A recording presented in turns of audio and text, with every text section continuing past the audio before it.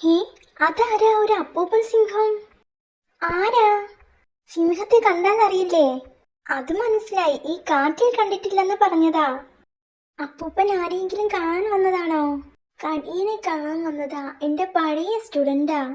ഹേ, കടിയന്റെ അല്ല, കടിയൻ ചേട്ടന്റെ സാറാണോ? ശരു, ഇങ്ങനെ സന്തോഷിപ്പിച്ച് നിർത്തണം. എന്തിനാ? തനിക്കും സ്റ്റുഡന്റ് ആവണോ?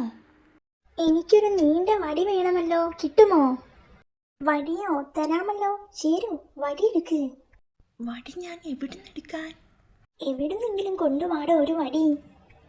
സാറേ, വടി ഇപ്പോൾ വരും. സാർ ആ ഗുഹയിൽ ചെന്ന് റെസ്റ്റ് എടുത്തോ. അങ്ങേര് പോയോ?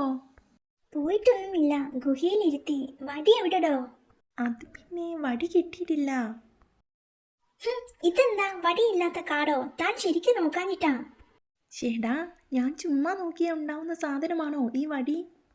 താനീ മരത്തിൽ കയറി ഒരു കൊമ്പൊടുക്കി ഇല കളഞ്ഞ് വടിയാക്കി കൊടുക്കാം. സൂത്ര, കടിയന്റെ സാറിന് വടിയൻ എന്നാണോ പേര്? അയ്യടാ, കിട്ടി. ഒരു വടി മരത്തിൽ തങ്ങിയിരിപ്പുണ്ടായിരുന്നു. സാറിന് കുത്തി നടക്കാനായിരിക്കും വടി. അപ്പോ ഇത്ര നീളം വേണ്ട, ഒടിച്ചു രണ്ടാക്കാം. ഒന്ന് ചോദിച്ചാൽ രണ്ടു കൊടുക്കുന്ന മിടുക്കന്മാരാണെന്ന് തോന്നിക്കോട്ടെ. ഹി ഹി ഹി. സാറേ, വടി കിട്ടി. രണ്ടെണ്ണമുണ്ട്. ഹി ഹി ഹി.